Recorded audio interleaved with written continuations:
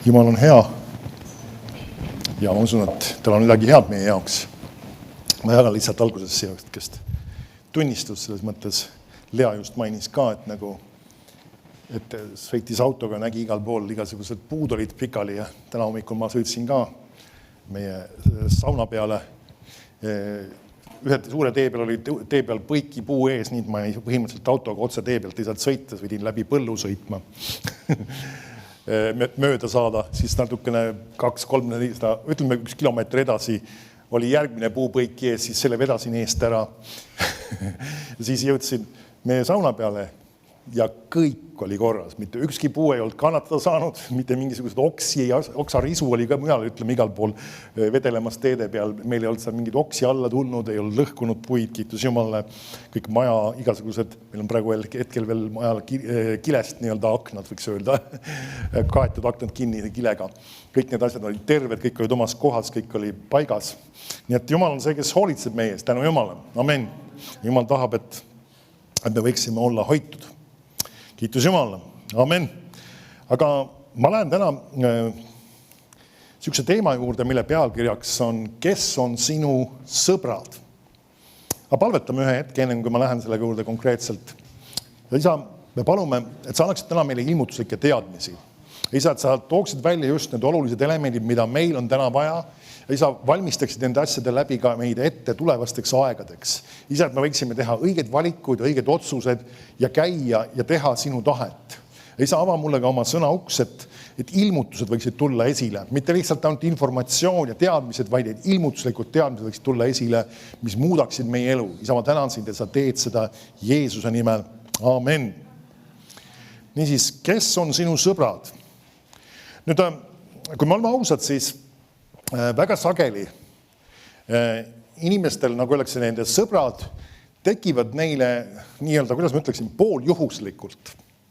Lihtsalt, et nad on midagi kuskil tegemas, kuskil muutuvad kellegi kokku ja siis keegi inimene kuidagi saab neile tuttavaks ja siis see ongi varsti nende sõber. Ja kui ma räägin sõbrast, siis ma ei räägi nendest sõpradest, kes sul Facebookis on. See termin ei vasta päris sellele. Seal on sul võib-olla, kuidas kellegi, ma isegi ei ole endal lugenud, võib-olla mingi 300 tükki või sellist on seal nimekirjas. Paljusid inimesi ma kõiki ei ole isiklikult isegi kohanud. Vahest, ütleme, kristlastena tahavad, ütleme, nii-öelda minu sõbraks seal Facebookis saada. See ei tähenda seda, et ma tegelikult pean neid päris oma sõbraks. Ja kui ma ütlen ausalt, siis päris mitmetega ma olen nad vastu võtnud, muidugi vaadates alguses ka missuguseid postitusi nad postitavad ja kui seal on väga veidraid postitusi, siis ma muidugi ei võta isegi vastu. Aga kui ta on nii-öelda enam-vähem okei, siis vahete vahel on ka sellised olnud, kelle postitused ma kõrvaldan ära, nii et ma ei näe neid, sest et see, mis nad postitavad, on vahest alla normaalse kvaliteedi, ütleksin öelda. Nii palju rämpsu, et mul ei ole vaja sellist plaani. Aga nüüd see ei ole see, millest me täna rääkima hakkame. Me ei hakkame Facebooki sõpradest rääkima, aga me räägime natukene seda, mida Jumala sõna paneb selle asja koha pealt paika. Ja vaata minuga koos Apostlitegude 4. peatüki ja 23. salmi. Enne ma tsiteerin sulle siia ühe, tegelikult see vist on üks vana sõna, aga mis tegelikult läheb piibli printsiipidega kokku, muidu ma ei kasutaks selliseid asju, tsitaate mujalt. Ja see ütleb niimoodi.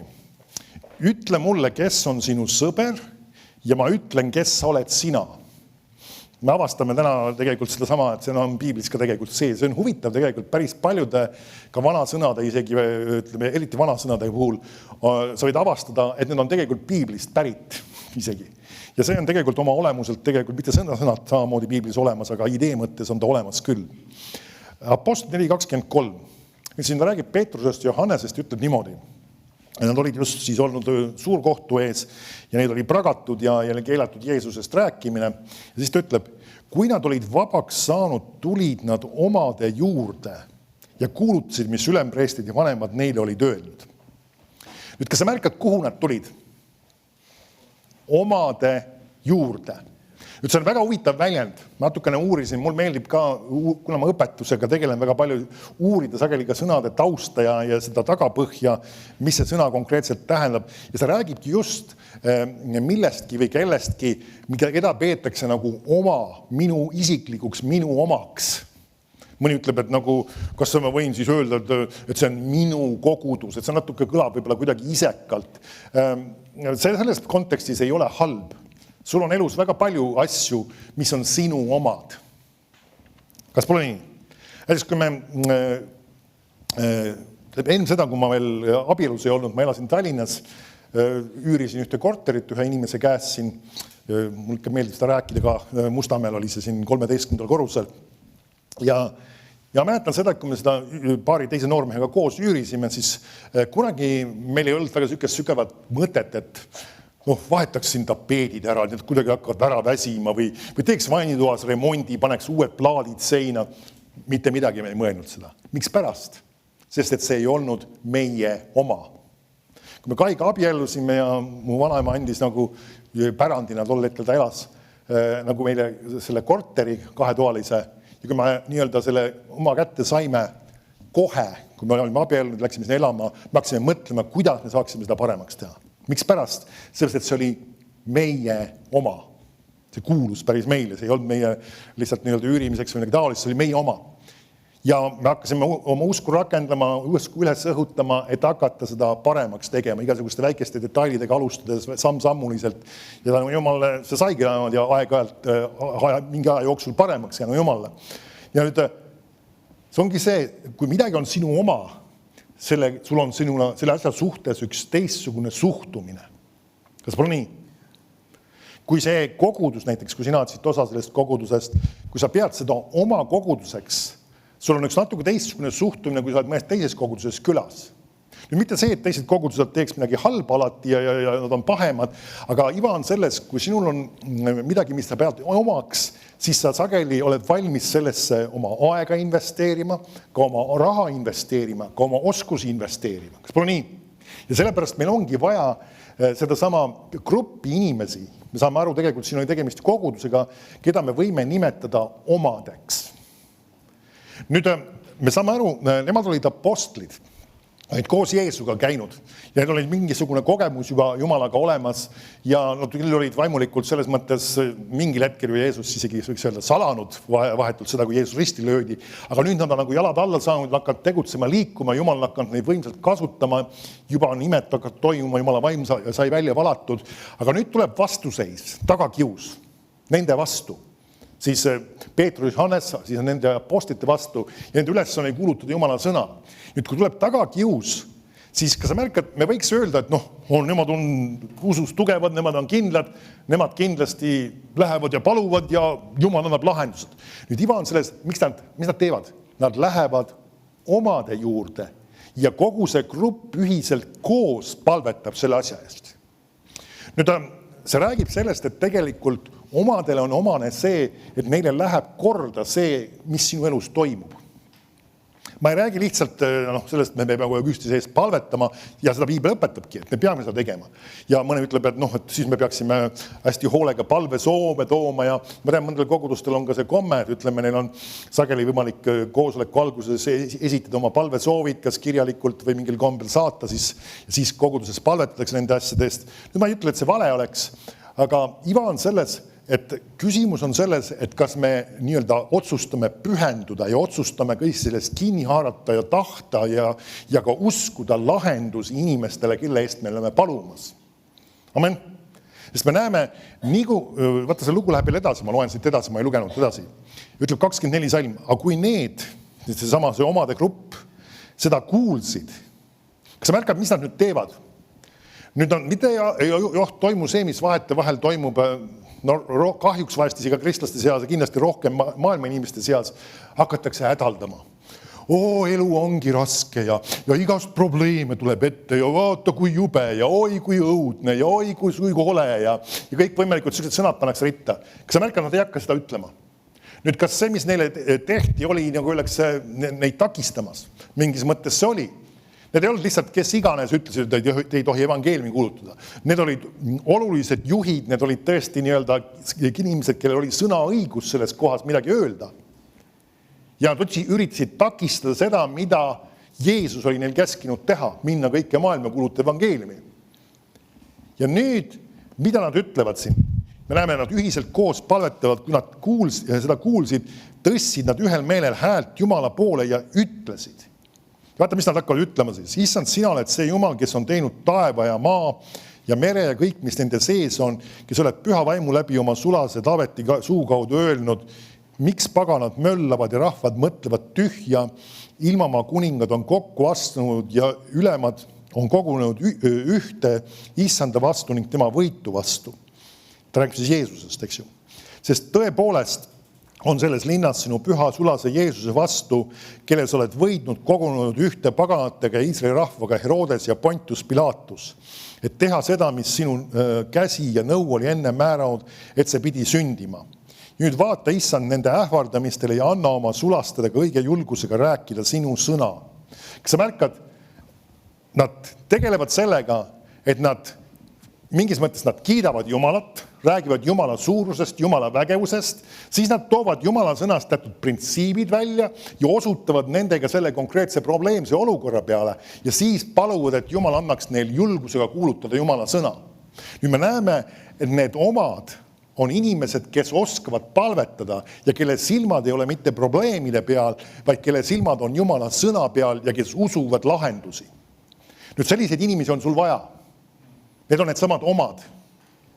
Ja see peaks olema sinu kogudus. Amen. Ma loodan, et see kogudus on see koht, kui sina oled sellest osadest kogudusest. Et sul on vaja selliseid inimesi. Vaata, vahel inimesed ütlevad, et küll mina saan hakkama, ma murran läbi sellest olukorrast. Me peame aru saama, vahest me võime olla oma elus mingis situatsioonis, kus meie usk ei küündi selleni ja selles ei ole midagi halba. Sellepärast need inimesed ongi sinu ümber pandud. Nüüd, mul on, nagu öeldakse, ma tunnen väga suurt kurvastust inimeste suhtes ja kristlaste suhtes, kellel ei ole seda sama oma kogudust või kellel ei ole neid omasid, kelle juurde nad saaksid minna. Amen. Või kui sa isegi näiteks, kui sa oled mingis probleemis, ma olen seda ka öelnud koguduse kontekstis, ka pastorina, sul on, kui on tegemist väga pakilise asjaga, siis on tohib isegi 24/7 helistada. Mõtlen siis väga tõsise asjaga, mis vajaks kohe tegelemist, kohe palvet, et sul on õigus seda, sellisel kombel seda teha. See luba on olemas ja see telefoni number on välja antud, mida ma üldiselt nagu avalikult ei anna välja, aga samas mu telefon ei ole tegelikult päris salastatud. Kes oskab internetis otsida, siis seda on tegelikult isegi võimalik üles leida.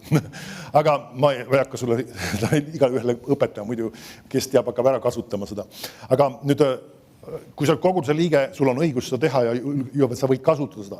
Nüüd, aga see ei ole mitte sellepärast, et pastor palu minu eest, et pastor on sinu abi. Ei, vaid see on see, et me palume koos ja usume, et Jumal annab sul lahenduse. Aga läheme tagasi selle loo juurde. Niisiis, nad tulevad omade juurde ja need omad pööravad oma silmad koos nendega ühiselt Jumala poole. Nüüd, kas sa märkad, siin on ka üks huvitav asi veel, mis kui me räägime palvest, ta ütleb, et need tõstsid kõik ühel meelel häält. Kas märkad seda fraasi? Et tõstsid ühel meelel häält Jumala poole. Nüüd vaata vahel kristlased ka on harinud sellega, et kui meil näiteks on ühine palve, et me peame alati palves kuulma tingimata, mida keegi teine on palumas. Mitte tingimata. Näiteks ka meie palvekoosolekutel, kui sa oled olnud, siis ka kui me palvetame koos, siis sageli meil on paika pandud meie palveteemad või mille eest me palvetamas oleme. Ja võib-olla üks inimene on juhtimas palvet, aga tingimata sa ei pea kuulma kõigi teiste palved, mis nad on palumas selle sama asja eest. Sest siin me näeme ka, nad tõstavad kõik korraga häält Jumala poole. Küsid, miks Jumal niimoodi teeb seda? Iva on selles, et meil pole vaja üksteist kuulda, vaid Jumalal on vaja meid kuulda. Amen. Et me ei ole esinemas üksteisele, vaid me oleme palumas ja me usume, et Jumal annab meile lahenduse. Aga sinul on siiski vaja ka oma igatsusi ja oma soove väljendada. Aga lähme tagasi nüüd, millega ma tegelen, ma teemast kõrvale ei jookse, et nad läksid omade juurde. Igal kristlasel, kui ta saab päästetud, on vaja oma kogudust. Igal kristlasel on vaja ka neid inimesi, kelle kohta ta võib öelda omad. Nüüd vaatame korra Apostlite 2.42. Nüüd see on siis nii-öelda nõksu ettepoole apostlitegudes. Ja siin ta kirjeldab nüüd seda kogudust, kes juba nüüd on saanud pühavaimu täis, teise peatüki alguses on sellest juttu, ja kirjeldab, mismoodi nad on elamas või nii-öelda tegutsemas. Ja ta ütleb, et nemad jäid alati apostlite õpetusse ja osadusse, leivamurdmisse ja palvetesse. Aga igale hingele tuli kartus ja palju imesid ja tunnustähti sündis apostlite läbi. Kas ka märkad, siin on toimumas juba suured siis tunnustähed ja imed. Ütleb, aga kõik need, kes uskusid, olid ühes koos ja kõik, mis neil oli neil ühine. Nüüd see rõhuasetus, millele ma tahan just tähelepanu juhtida, on sõna ühes koos. Nüüd tänasel päeval, nüüd sa küsid, kas nad elasid kõik ühes koos nagu kommuunis või? Sellele tegelikult piibel ei viita, kui sa uurid seda üldist konteksti, siis kuigi ta ütleb, et nad müüsid asju ära, aga see ei tähenda seda, et nad nagu öeldakse, müüsid kõik oma majad ja kõik oma põllud ära ja polnud enam kuskil elada, siis tulid lihtsalt ühte kohta kokku elama. Ei, see ei olnud päris nii. Neil oli mitmeid maju ja mitmeid põlde. Üks neil jäi alles ja ütleme, võib-olla mõned teised müüsid nad ära või kuidas iganes nad tegid seda parasjagu, kuidas keegi tegi. Aga nad nii-öelda, me näeme seda, et see ühes koos olemine oli väga oluline. Nüüd üks asi, mis me peame mõistma, kui me tahame inimsuhteid arendada, siis mida meil on vaja teha? Meil on vaja olla koos ja meil on vaja oma vahel suhelda. Amen. Inimesed, kes on abielus, teavad seda, see on väga oluline. See ei ole küsimus ainult selles, et kaks inimest armastavad üksteist ja on otsustanud abielluda, ka neil tuleb pärast jätkuvalt mida teha? Oma vahel suhelda. Ja mitte ainult nii-öelda sellest, mis me sööme ja mis me homme teeme ja midagi taolist, neil on vaja rohkematest asjadest rääkida. Ja see ei ole ainult praktilised ja tehnilised asjad, vaid ka väga paljudest muudest asjadest. Ja me näeme ka see kogudus, ka inimeste, nad teadsid, et neil on vaja olla ühes koos ja neil on vaja ka nii-öelda aega koos veeta. Ja siin on üks sõnadest on siin ka osadus. Nüüd see võib natuke keeruline sõna ja kui sa lähed näiteks maailma inimestele rääkima, siis nemad ei saa sellest sõnast üldse aru. Mis osadus? Meil oli osaduskoosolek või meil oli osadusaeg. Mis siis oli? Mis osadusaeg? Nüüd see tähendab tegelikult suhtlemist, just aja koos veetmist, tähendab ka mõtete jagamist. See ongi see sama osadus. Ja see oli see, mis oli selles koguduses. Ja ma loen siit edasi veel 45 salm. Omandi ja vara nad müüsid ära ja jagasid, mis saadi iga ühele seda mööda, kuidas keegi vajas. Ja nad viibisid iga päev ühel meelel pühakojas ja murdsid leiba kodasid mööda ja võtsid toidust ilutsemise ja siira südamega. Nüüd me näeme üks teine asi, mis selle osadusega, selle kogudusel oli ka üks praktika.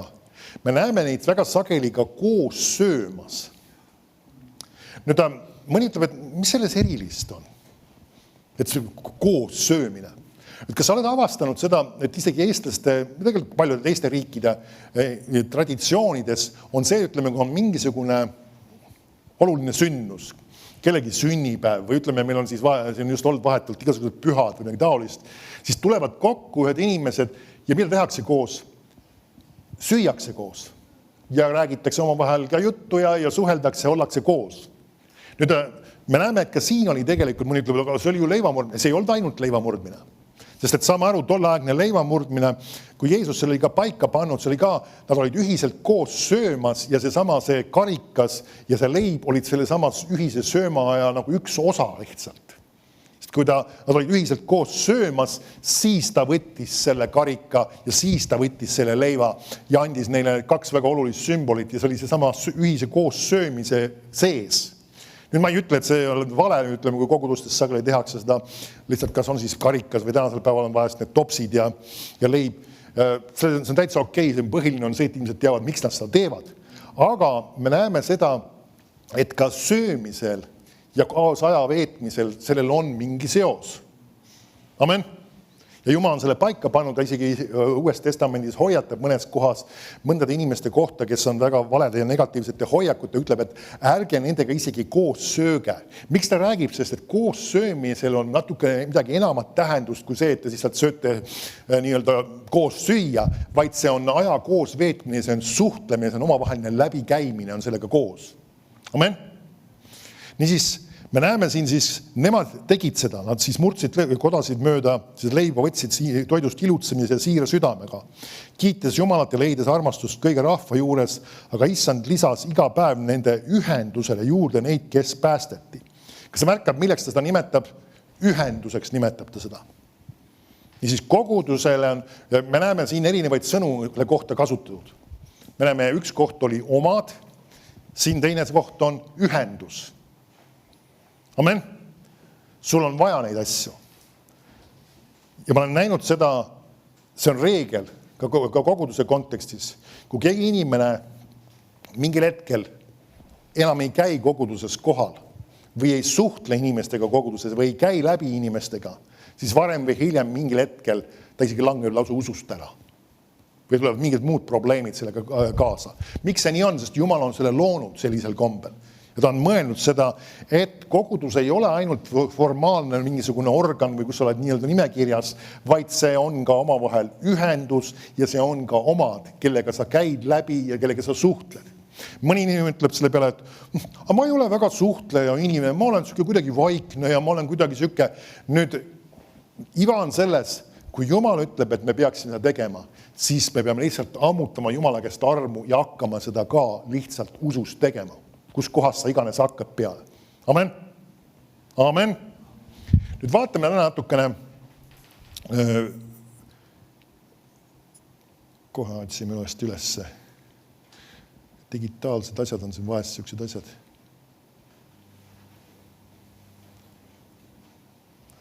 Mis? Nii. Lähme roomlastele 1.9.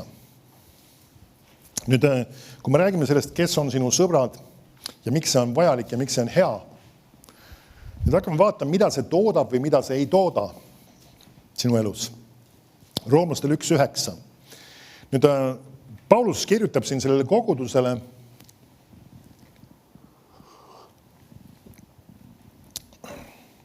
ja ütleb niimoodi, Roomlastele 1.9, sest Jumal, keda ma oma vaimust teenin tema poja evangeeliumi kuulutamisega, on minu tunnistaja. Kuidas ma lakkamata pean teid meeles. Aina oma palvetes anudes, kas ma juba kord Jumala tahtmisel saaksin tulla teie juurde. Nüüd, kas sa märkad, mida see Paulus siis palub? Ta ütleb, et ta lakkamata järjepidevalt palub selle koguduse eest ja ta palub ka ühte asja selle asja seas, et ta saaks tulla nende juurde. Kui sa märkad, ta peab väga oluliseks, mida üks-ühele kohtumist ja kontakti.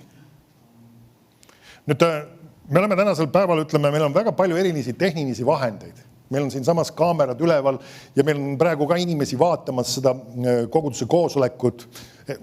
Inimesed võib-olla, kes ei saa tulla või kes on hoopis teises Eesti otsas elamas, võib-olla isegi vahest mõned vaatamas ka, kes välismaal lausa on.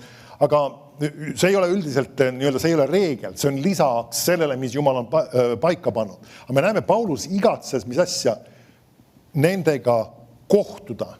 Ta ütleb, et ta igatsen teid näha. Nüüd, miks ta seda teeb? Vaata kohe, mis ta ütleb.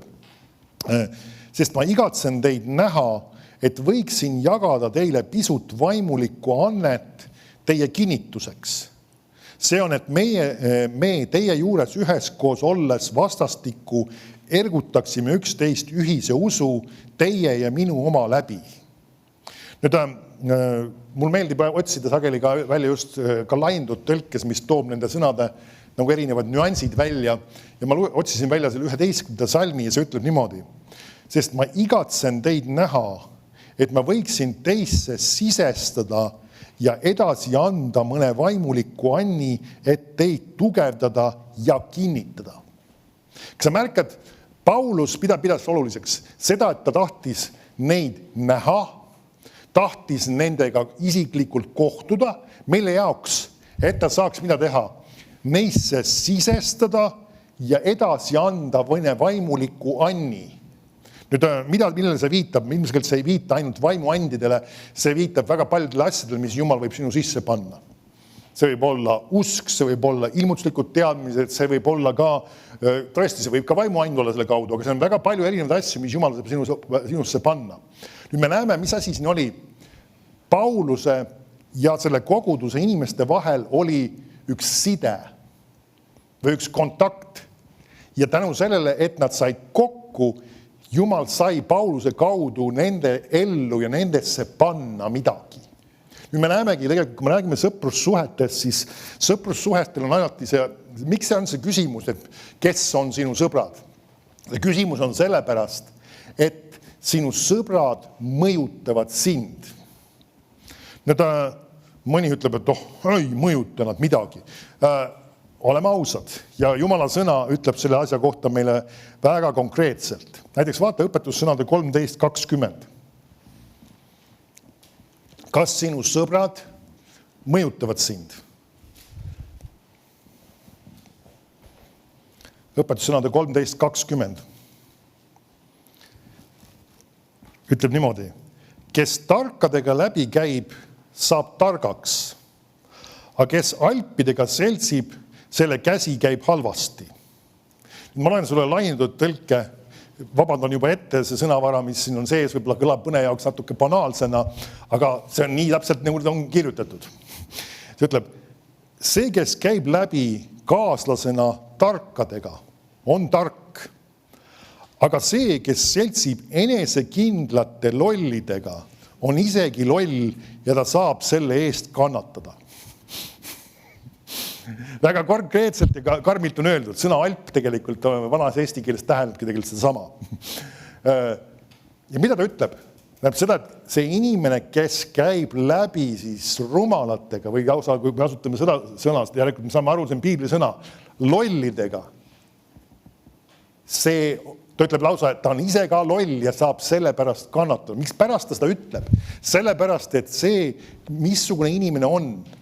Nüüd me loodame, et igapäevaselt me ei kasuta sõna loll, sest see on ikkagi natukene solvav ja võib-olla me ei ütle seda kellegi inimese kohta, aga see räägib tegelikult sellest, et see, missugune inimene on, ta paneb sinusse midagi. See märkab Paulus tõi ka välja selle positiivse külje pealt, et tema tahtis nendega isiklikult kokku saada, et neisse midagi panna. Amen? Nüüd need enesekindlad lollid, nagu see valendab see amplified tõlge või laindud tõlge ütleb, need kahjuks panevad ka sinusse midagi. Ja mida see tähendab? See tekitab sulle tõsiseid probleeme. Ta ütleb, et nad saavad selle pärast kannatada või nagu siis meie eestikeelne tõlge ütleb, nende käsi käib halvasti. Niisiis, kes on sinu sõbrad, mõjutab sind väga otseselt. Amen. Nüüd mul tuleb meelde, kui meil poisid olid väiksemad ja alaealised ikkagi. Tänasel päeval mõlemad enam ei ole alaealised ja me ei käsitle enam neid asju samamoodi, nagu siis tegime. Aga kui nad olid väiksemad, siis me hoidsime väga hoolega silma peal, kes on nende sõbrad. Mul tuleb meelde üks situatsioon, ma ei hakka nimesid mainima ja ma loodan, et see inimene arvatavasti ei vaata ka. Üks kord oli üks noormees, ma mäletan, mis vanuses see võis olla, Joonatanil oli ta sõber ja oli tal külas ja see oli tol aeg, kui sa mäletad, et väga huvitavad asjandused olid. Need on natuke vist praegu ka, nimi on Beyblade. See oli üks selline imeristapuu, mida sa tõmbasid, siis ta hakkas seal veerlema ja pöörlema ristapuu ja neid oli hästi palju siis ja see oli üks maania selle ümber. Ja siis nad mängisid nendega seal koos, lasid neid seal pöörlema ja keerlema ja Joonatal oli ka paar tükki neid seal ja sel sõbral vist oli ka mõned kaasas ja seal oma toas nad mängisid ja sama lihtsalt korra astusin juhuslikult sinna tuppa sisse. Ma arvan, et see oli Jumala vaim muidugi. Ja märkasin, nagu oleks selle mängimise ajal nii muus eas, see noormees pani ühe Joonatani selle sama ristapuu, selle Beyblade'i plaksti niimoodi vaikselt omale taskusse. Ja siis nad mängisid seal ära ja siis ta hakkas koju minema ja siis oli seal juba koridoris, hakkas riidesse panema ja siis ma mõtlesin, et ma nagu öeldakse paljastan selle asja ja ütlesin, et nagu öeldakse, kui ta hakkas selle just settima oma mis iganes jalanõusid jalga, ütlesin, et mis sul seal taskus on? Mis sa sinna taskusse panid? Ja ta sai aru, et ta on nagu öeldakse tabatud.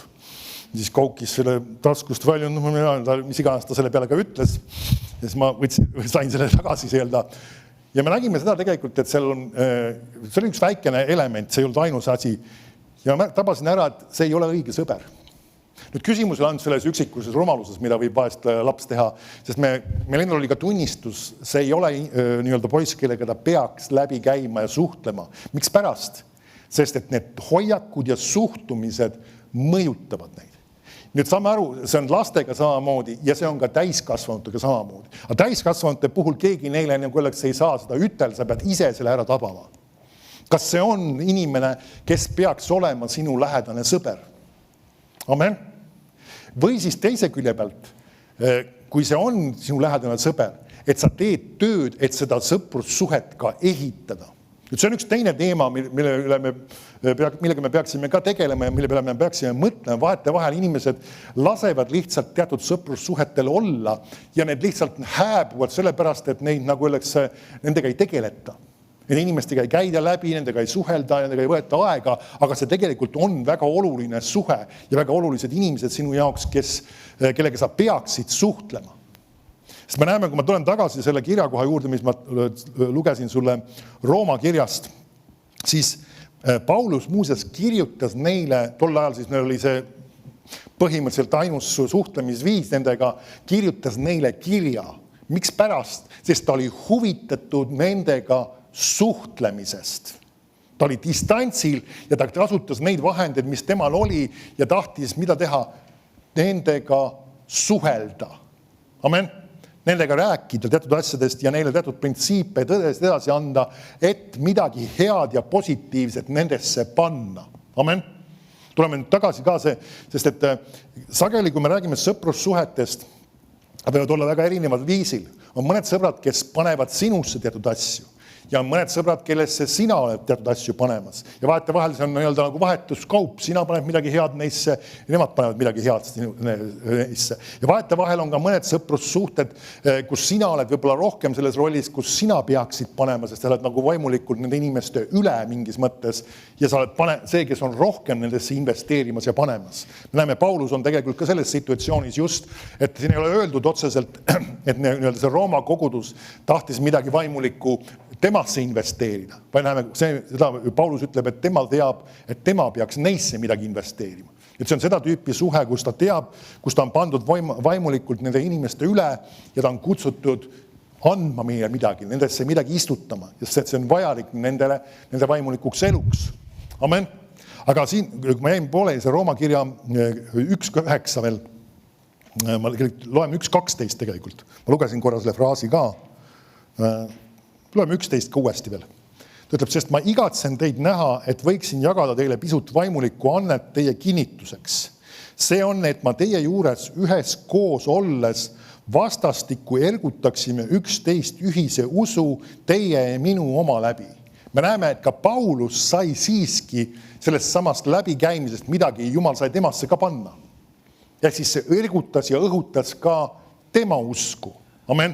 Tema pani nemasse ja need inimesed panid ka temasse midagi. Nii et saame aru, et sõprussuhted ehitavad midagi.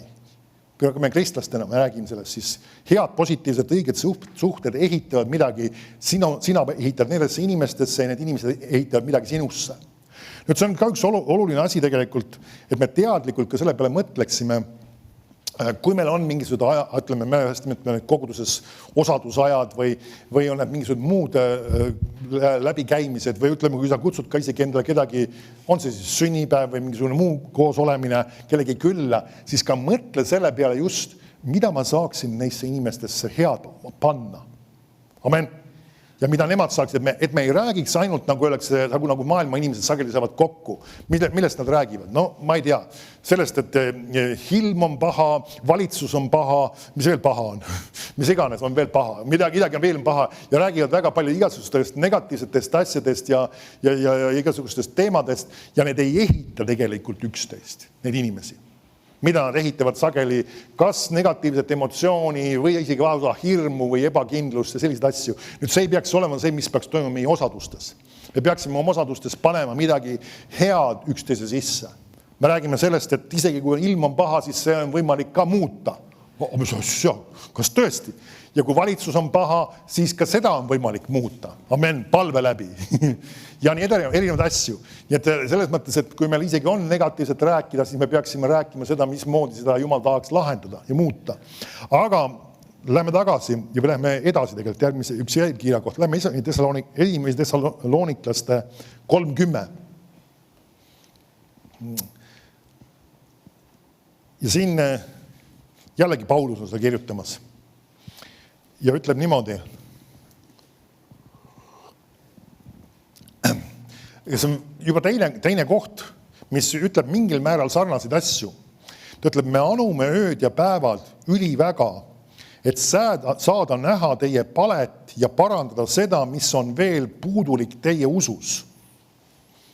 Et ma arvan, et siin on jälle hea laiendatud tõlget lugeda ka. Mitte, et meil see tõlge on paha, aga lihtsalt, et tuua neid nüansse rohkem välja.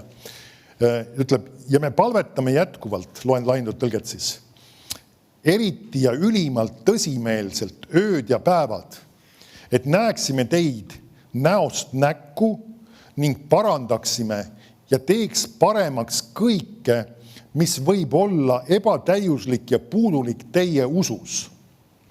Niisiis, peab arvestama sellega, et meie usus võib olla nii-öelda probleeme või selles mõttes midagi ebatäiuslikku või ka puudulikku. Kui sa küsid, mis moodi seda paremaks teha? Kas sa märkad, õiged suhted võivad seda parandada? Amen? Õiged suhted. Ma räägin tegelikult, mingis mõttes on see ka koguduse kontekst, aga sellegipoolest, kui on ühed õiged inimesed, kellega sa räägid läbi, nad võivad sinusse midagi istutada ja midagi rääkida, midagi öelda, mis võib tuua sind mingisugusest keerukast või kriisiolukorrast või raskest situatsioonist välja, sest nad panevad midagi õiget sinu sisse. Amen. Ja siin me näeme, Paulus mõistis seda ja ta palub ka nende eest just pidevalt, et ta saaks seda teha ja ta oli huvitatud sellest, et need suhted saaksid ehitatud ja need saaksid midagi meisse investeerida. Amen. Miks ma neid asju räägin? Sellepärast, et me hindaks neid asju, mis on need, mis Jumala poolt paika pandud. Nüüd vaatame natukene veel nende suhete, natuke ka seda negatiivset külge. Kui meil on valed sõbrad ja kui me nii-öelda käime valede sõpradega läbi, siis sellel võivad olla ka väga tõsised negatiivsed tagajärjed. Üks süke vähe mõte. Ma panen selle lastevanematele südamele. Ma tean, meil ei ole hetkel võib-olla väiksemate lastega lapsevanemaid väga palju, aga sellegi poolest ma arvan, et need asjad tuleb ikkagi õpetada. Sina lapsevanemana peaksid olema teadlik, kellega sinu laps läbi käib. Ma räägin siis, kui sul on alaealised lapsed muidugi, eks ju, sama aru. Ma ei räägi täiskasvanud lastest selles mõttes. Nende puhul on, nagu öeldakse, nad on juba oma valikud ja otsused juba läinud ja ma usun, et sa oled õiget õpetust juba andnud neisse.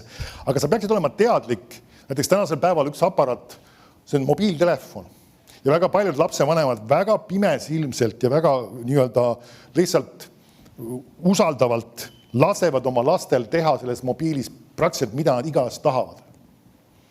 Nüüd ma ütlen sulle ühe võib-olla mõne jaoks ehmatava fakti. Siit aparaadist on võimalik 2 klikiga pornograafia välja võtta. Üks kiri, 2 ja plaksti on pornograafia siin samas ekraani peal. Me peame kui aru endale andma lastevanematena. Me peame teadma, mis meie lapsed teevad. Amen. Me ei saa, nagu öeldakse, lasta neil mida iganes ja suvaliselt teha nii-öelda selle aparaadiga, surfata, jälgida. Nüüd samas, ma annan sulle mõningad praktilised juhised, sest vaata vahel, oleme ausad, noorem põlvkond on nendes aparaatides sageli palju targem ja palju teadlikum kui vanem põlvkond. Ja kui sa oled mingisuguses eas, ütleme, siis vahel me kõiki asju ei tea. Nüüd, meil oli näiteks, ma räägin siis, kui meil lapsed olid alaealised, siis meil oli kokkulepe, et nendel ei olnud telefonidel koode peal ja ei olnud ka tollal vist ju polisi sõrmejälje variant, ka sõrmejälje variant ei olnud peal. Tähendab seda, et meil oli vabadus ja voli, kui vaja vaadata, mis toimub telefonis, isegi mis on nende omavaheline suhtlus kellegiga, kus nad on käinud, missuguseid äppe nad kasutavad ja edasi. Aga see on ju nagu inimese privaatsuses sisenemine. Me peame aru saama seda, et kui laps on alaealine, siis ta peab aru andma ja ta peab ka alistuma oma vanematele. Ja sa pead olema nendest asjadest teadlik, kellega ta suhtleb, mis on toimumas. Ja samamoodi ka näiteks ka isegi, kui sa vaatad, sageli, ütleme, räägime nendes erinevates äppides. Ma arvan, see paha idee, võib-olla kõik inimesed ei puuduta see teema, aga see on vaja rääkida neid asju. Enamus nendes äppides on mingisugused niimetatud jälgimise variandid. Facebookis on sul sõbrad, kui sa vaatad Instagrami, siis sa oled kedagi jälgima, siis sinu feedis jooksevad need erinevad inimesed, kes siis on midagi postitanud. Nüüd saame aru, need inimesed potentsiaalselt sisestavad midagi sinu lapse ellu. mis nad sinna kirjutavad, need pildid, väga sageli juba tänasel päeval palju rohkem isegi videod, need sisestavad midagi sinu ellu. Nüüd see sageli need ei ole väga midagi erilist, aga kui see laps hakkab jälgima väga kahtlase taustaga, väga veidraid inimesi, väga imelike mõttelaadidega, siis neid samu mõttelaade pannakse selle lapse sisse. Ja siis sa pärast mõtled, miks ta niimoodi käitub või miks ta niimoodi teeb või miks ta niimoodi teeb. Sellepärast, et ta on kuskilt ammutanud midagi. Ja see on väga sageli just selle sama aparaadi kaudu. Sina peaksid vaatama aeg-ajalt läbi lapsevanemat, ma räägin siis lapsevanematele eelkõige praegu just, kellel on olevad lapsed. Missugused nii-öelda, keda ta jälgib tema Instagramis, kui tal on see sama TikTok, mul ei ole sellist asjandust, ma isegi täpselt ei tea, kuidas see mehhanism toimub. Seal vist on ka mingi jälgimise süsteem on või? Järgimise süsteem on või ei ole? Ei tea, teile ka pole TikTokke. Me kunagi mõtlesime, et teeks oma kogudusele ka TikToki kontosid. Aga me saame aru, see on teatud kontingendile see on, teatud eas pakub põnevust, aga jälgida vähemalt, mis seal vaadatakse, mis seal toimumas on. Vaadata kas või mingi aja tagant lapsega koos, mis seal selles tänase päeva selles variandis jookseb läbi tema nina alt. Ja kui sa avastad, et seal on mingisugune väga veider, väga imeliku taustaga inimene, väga veidrad asjad, see tuleks kõrvaldada. Ja tal peaks tekkima nii-öelda ka ise arusaamine, ütleme, kui ta vanemaks juba saab, aga kui ta on väiksem, ta ei suuda sageli neid hinnata neid asju. Ja vahetevahel need asjad ei ole niivõrd ilmselt väga nii-öelda nilbed või ropud või midagi taolist, aga võivad olla mingisuguste kalduvustega. See inimene võib olla mingisuguste imelike kalduvustega. Ta võib propageerida mingisuguseid imelikke mentaliteete ja hoiakuid. Amen. Me peame teadma, mismoodi inimesed käituvad ja mis nende mõtetes toimub ja meil on lapsevanematena vastutus neid asju jälgida oma laste puhul. Sest et saame aru, see mõjutab ja ma loen 1. Korintlastele 15:33, et me seda nagu kinnitada ka piibliga. Lähme selle mõttega kohe veel edasi. Ma pean vahest natukene praktiline ka olemast, et vahetevahel inimesed, ma olen märganud seda midagi pärast, ütleme, ka mujal, ütleme, ma ei saa öelda, et meie koguduse puhul alati, ma ei tea kõiki, aga vahetevahel lapsevanemad on suhteliselt sinisilmsed nendes asjades ja nad ei ole avastanud seda, et need aparaadid võivad olla nii õnnistuseks kui ka kahjuks needuseks. 1. Korintlastele 15:33 ütleb niimoodi. Ärge eksige, halb seltskond rikub head kombed. Nüüd Laindut Telge ütleb seda veel mahlakamalt, ütleb niimoodi. Ärge laske end eksitada ega petta. Kurjad seltskonnad, osadus, suhted, ühendused rikuvad ja laostavad häid kombeid, moraali ja iseloomu. Ma loen uuesti need sõnad. Laostavad mida? Häid kombeid, moraali ja iseloomu. Me näeme seda tegelikult, seda, mis sageli seesama halb seltskond või need valed suhted ja ka ühendused, mida nad võivad sihtida, just et hävitada inimese moraali ja ka tema iseloomu, minna just tema südamehoiakute ja suhtumiste kallale. Ja kui me räägime just samast lapsevanema kontekstist, miks me peame lapsevanemana teadma, mis meie laps on nii-öelda vaatamas, millega ta on tegelemas. Või teine ala näiteks, ma käin mõned asjad läbi, ma arvan, see ei tee paha. Mängud on tänasel päeval väga populaarsed laste seas, erinevad mängud, hakkame peale igasugust mobiilidest, kõik võimalikud mänge on hunnikute viisi, mis see on, ja tihti sa kui näed vahest, kaitsegi, ma räägin siis maailma inimestes, ütleme kuskil mingis kontekstis seal, ma käin vahest ujuma, siis vahest ma näen ka, ütleme, kui noormed tulevad mingisse ujumistrenni või taolist ja ta ei suuda isegi nagu ennast normaalselt riidessegi või panna või riidest lahti võtta, riided vahetada, sest neil on see aparaat käes ja kogu aeg mingisugune mäng on käimas. Ja on nagu täiesti sõltlased sellest ja tegelikult sageli need mängud on vägivaldsed, seal käib tapmine, seal käib, nagu öeldakse, erinevad seksuaalse alatooniga, igasugused asjad toimuvad seal, mis iganes asjad ja see käib kogu aeg nende silma ees ja seda hakatakse täiesti normaalseks pidama. Mõni ütleb, et no mis selle tapmisel siis, see ei ole ju päriselt. Huvitav, see ei ole päriselt. Aga väga paljud, ütleme, inimesed, kes on, ütleme, ka psühholoogid ja kristlased teavad seda väga selgelt asi. Inimesed, kes on lõpetanud mingisuguses konkreetsetes, kas siis mõrvaritega seksuaal nii-öelda kuidas ütleme siis pervertidena või iganes erinevaid asju, siis nad on alustanud kuskilt sellest, et nad on midagi vaadanud ja millegiga ennast toitnud kogu aeg ja toitnud ja vaadanud seda ja lõpuks see, mida nad on vaadanud, on saanud reaalseks teoks. See toimub lapse puhul täpselt samamoodi.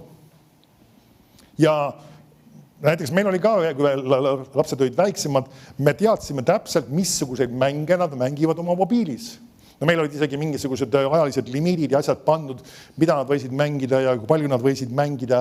Ja kui on ka mingid muud aparaadid, mis iganes, siis on need igasugused PlayStationid või mingid muud asjandused, millega mängitakse mänge. Sa pead teadma, mis need on. Ja kui seal on kultuslik, sa ütled, aga mulle siis ei jäägi eriti mänge alles.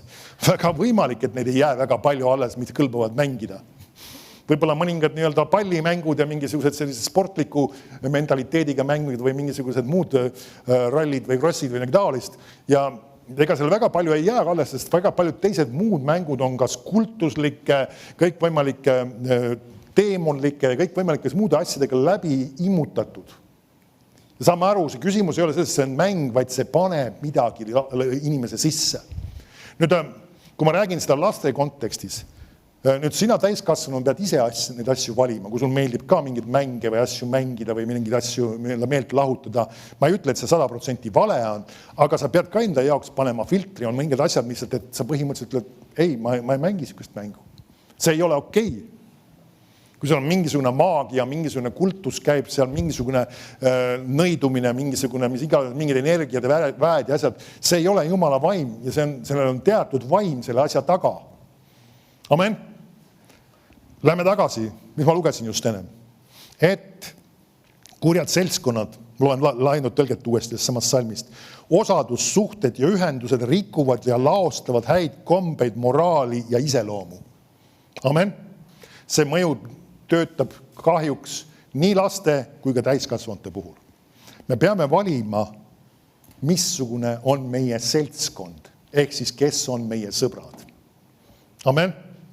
Kas meil tohib olla maailma inimestest nii-öelda sõpru, kellega me läbi käime? Muidugi on. Selles ei ole midagi valet. Piibel ei ütle, et me ei tohi neid olla. Muidugi sageli sa ei saa nendega jagada kõiki oma südame asju, ütleme, mis puutab Jumala sõna, mis puutab erinevaid sükseid asju. Aga selles mõttes sa võid nende inimestega ikka käia läbi, sest vahel sa saad olla inimestele valguseks sellisel viisil. Nii, vaatame lähme laulud üks üsna tuntud kirjakoht. Aga ma tahan seda täna vaadata natuke teise külje pealt. Laulud 1.1. Ma arvan, ma kohe, kuna see on üsna pikad salmid, ma loen sulle kohe laiendatud tõlkes. Sa võid lihtsalt jälgida, mis meie eestikeelne ütleb ja kuulata lihtsalt need erinevad sünonüüme, mis siin kasutatakse selle kohta.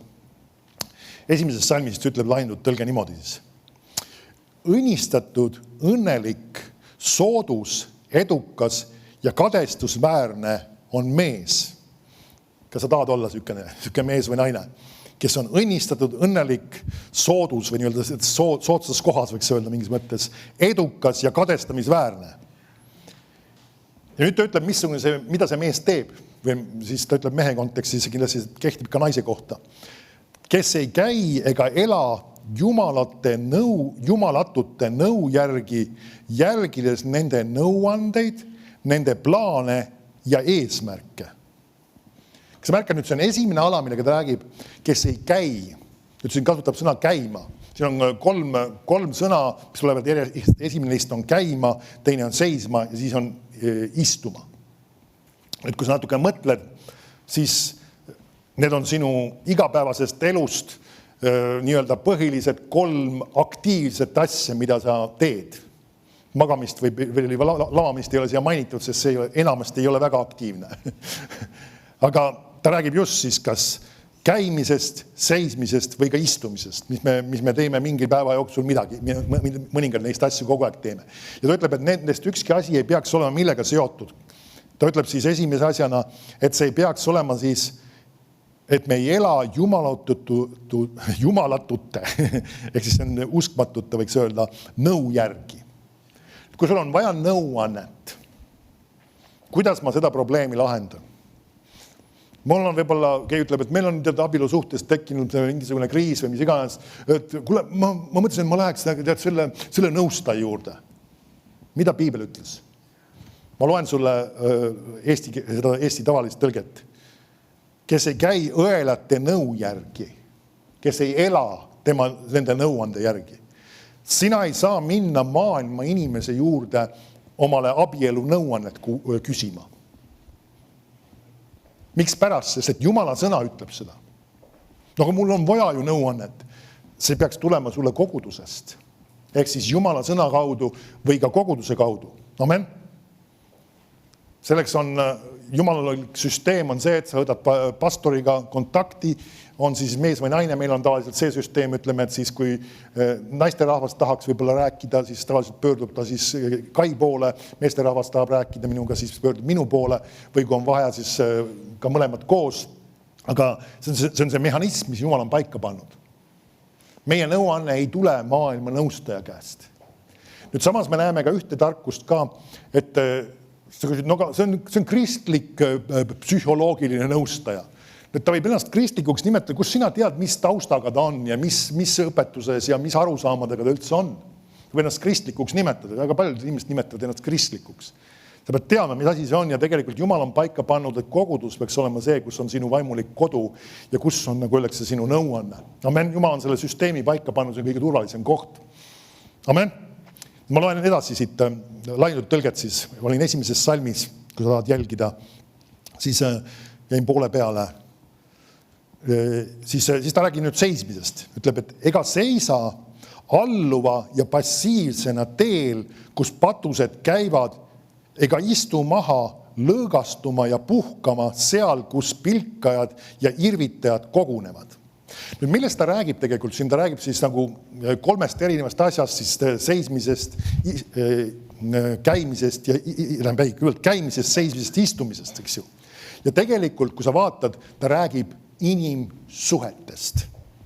Kas pole nii? Miks pärast ta ütleb, et me ei peaks nendes kohtades olema ja nende inimesel viisil tegutsema, sellepärast, et need inimesed mõjutavad meid. Amen. Mulle meeldivad just need, mis siin nende laiendatud tõlge lisab juurde, ütleb, et ei seisa alluva ja passiivsena teel. See on sama just sükene hoiak, et inimene on sellel teel ja ta on nagu sellised, nii-öelda ma tahaks seda ja nad on passiivsed, nad on ükskõiksed. Passiivsus on tegelikult üldse üks negatiivne asi. Kui sa vaatad, meil on, ma mäletagi, kus kuningate raamatus see on, meil on Taaveti puhul üks näide, kus tema oli ka, nagu öeldakse, kus oli kuningate sõtta mineku aeg ja tema ei läinud. Ja siis ta oli lihtsalt passiivselt uitamas kuskil õhtusel ajal ringi ja vaatamas seal oma kuninga paleest alla ja siis nägi ühte naist alasti seal siis pesemas ja nagu öeldakse, sellest tekkis väga palju tõsiseid probleeme kogu sellest asjast, mitte on sellest nägemisest, sest et ta läks sellega edasi. Nüüd, miks pärast? Seesama passiivsus, vales kohas olemine. Nüüd läheme tagasi, mis siin oli. Järgmine asi oli siis ega istu maha, mul on siis selle lainut tõlge, lõõgastuma ja puhkama seal, kus on pilkajad ja irvitajad kogunevad. Nüüd, kui me vaatame seda, siis kõik need asjad tegelevad sellega, mida need inimesed tegelikult just mingil kombel räägivad. Ja nüüd ütleb, mis selle asemel me peaksime tegema. Ma loen edasi lainut tõlge. Ta ütleb niimoodi teises salmis siis. Vaid tema rõõm ja igatsus on issanda seaduses. Ja tema seaduse üle, Jumala ettekirjutuste ja juhiste ja õpetuste üle ta harjumuste päraselt mõtiskleb, juurdleb ja uurib päeval ja ööl. Me näeme seda, et üks asi, mis me peame tegema, kui me saame aru, see sõprussuhe või see side ei ole Jumala poolt aktsepteeritud ja see ei ole hea mulle. See ei pane minusse midagi positiivset, see ehitab minusse midagi negatiivset, see paneb minusse uskmatust, kartust või tõsiseid probleeme tekitab mulle. Mul tuleb see, nagu öeldakse, enda elust välja lõigata. Nüüd küsid, et ma lihtsalt lõpetangi inimestega suhtlemise ära. Nüüd ma ei räägi kõigist inimestest. vaid sa pead järgima oma südant. Püha vaim on see, kes annab sulle nõu ja samas sa sageli saad selle hinnata ka selle järgi, mida selles seltskonnas või need inimesed räägivad, mis on nende mõtted, mis on need asjad, mida nad jagavad. Ja me ei saa inimesi, nagu öeldakse, kõiki manipuleerida ja nõuda. Saame aru, koguduse kontekstis keegi ei ole pruugid olla täiuslik. See, et nagu öeldakse, sa olid osadusajas ja ma ei tea, üks või teine inimene rääkis sulle mingisugused negatiivseid jutukesi, see ei tähenda seda, et sa pead kohe minekut tegema. Aga iva on sellest, me saame aru, inimestel me kasvame kogu aeg. Aga siiski me peame vahest, nagu öeldakse, kui me räägime süksest sügavamast sidemest, mida me peaksime tegema ja mis me peaksime valiku tegema, see on seesama, et me ehitame Jumala sõna ja vaata vahel isegi, kui see kontekst või see õhkkond muutub negatiivseks. Näiteks ma mäletan seda ka, kui me hakkame uuesti ka osadusgruppe tegema, kui me kunagi tegime ka üks palvegruppe, nimetasime, siis meil oli ka mõningad juhised just nende palvegrupi juhtidele. Et kui te tulete kokku, siis ärge hakake esimese asjana rääkima igasugused maailma asju, igasugused, mis nüüd toimus ja mis nüüd sündis ja mis iganes. Ja kogu see õhkkond on selle ümber, mis siis negatiivne oli ja mis oli halb ja mis iganes. Ja nüüd me hakkame palvetama. See ei ole see keskkond ja see ei ole see õhkkond, kus me palvetama peaks hakkama. Me peaksime rääkima millest? Sellest, et Jumal on suur. Võib-olla kellelgi on mingi hea tunnistus sellest, mis Jumal on teinud või mida sa uurisid, leidsid Jumala sõnast ja et me teadlikult pöörame tähelepanu Jumala sõnale, mitte negatiivsetele asjadele. Amen. See oli tegelikult Apostlite 4. peatükis ka, kui nad kuulevad seda, mis Peetrus ja Johannesele öeldi, siis nad hakkavad mida? Jumala sõna rääkima, hakkavad Jumala suurusest rääkima, Jumala vägevusest rääkima ja siis hakkavad koos palvetama. Me näeme, kuidas nad pööravad oma silmad Jumalale. Ja see on ka üks oluline asi ka, et me oskaksime ka oma silmi pöörata Jumalale ja tema sõnale. Amen. Nüüd 3. salm. Mulle meeldib ka see, kuidas Lainut tõlge ütleb selle inimese kohta, ta räägib, ütleb, ja ta on nagu puu, mis on kindlalt istutatud ja hooldatud veejõgede äärde, valmis kandma oma vilja omal ajal, ka tema lehed ei närtsi ega kuiva ja kõik, mis ta teeb, on edukas ja jõuab küpsuseni. Nüüd, kas sa märkad, kogu see lõpuosa on see, mis inimestele sageli meeldib. Kõik on edukas ja kõik läheb korda ja seda ma tahaksin. Kas sa märkasid seda, üks väga oluline element sellest, miks see läheb kõik korda, on see, et see inimene valib oma sõpru. Amen. Ma ütlen, see on ainus asi ja kuna see on mu tänane teema, siis ma ütlen, see on üks väga oluline, et me mõistaksime seda, sul on vaja valida oma sõpru. Amen. Sa pastor, sa tahad mind väga kuidagi üksildaseks niimoodi teha, et mul polegi varsti ühtegi sõpri järgi. Ma ei räägi sellest, et kõik on sinu ümber täiuslikud.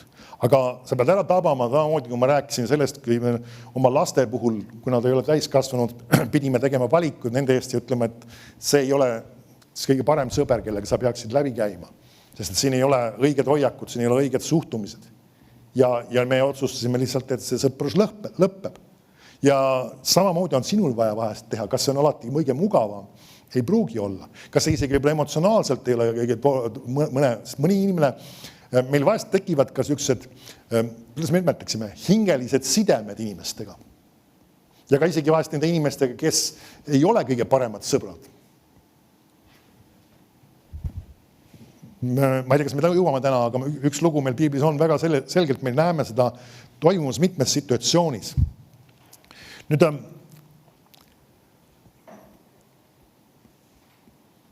lähme ühe asja juurde veel siit edasi. Nüüd, kui me räägime kogudusest ja räägime üldse ka sellest sõprussuhetest, siis meil on vaja ühte asja, et me pühenduksime. Sõprussuhetega käib kaasas nagu öeldakse selline asi nagu pühendumine ja selles mõttes me oleme ka, ütleme, paika pannud, see osalt ka riik mingis mõttes nõuab meilt seda, et meil peab olema koguduse liikmete kohta mingisugune arvepidamine ja inimene on ka mingisuguse kas blanketi või mingil kombel nii-öelda kirja pannud, et ta soovib selle koguduse liige olla ja kui ta saab Eestis, sest on kui 12 või vanem on laps, siis ta saab juba otsustada, kus ta soovib koguduse liige olla.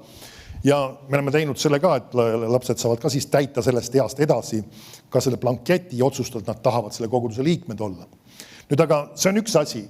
See on see formaalsus, aga sellega me peame mõistma seda, et sellega käib kaasas ka tegelikult üks suhe või üks lepingu suhtesse astumine.